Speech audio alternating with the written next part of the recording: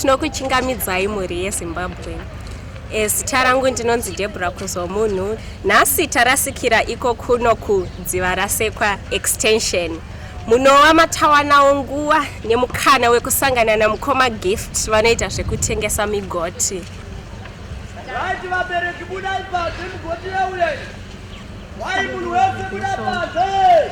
Amai webudai nganiyo wekai munhu wese buda panze.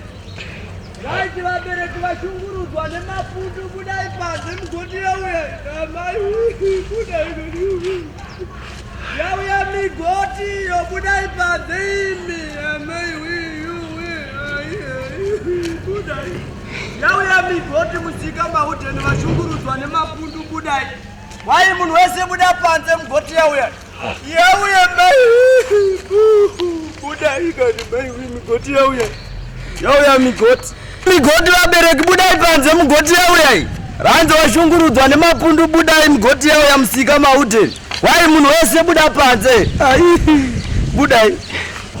Basa iri ratidziswa nasekuru. Ndakatanga gore rapera. Ini ndofunga ndakapedza chikoro kuenda 2015.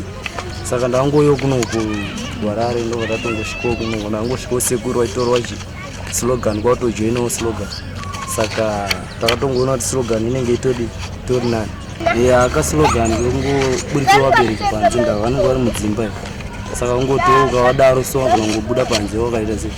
Vangoona ukazotaura una vari panze. Alright. Saka nekufamba kuri kuita basa renyu munoona zviri kubhadhara here zvakanatsomira sei? Ndizvongoshingirira but zvisinyasoita vandokufunga.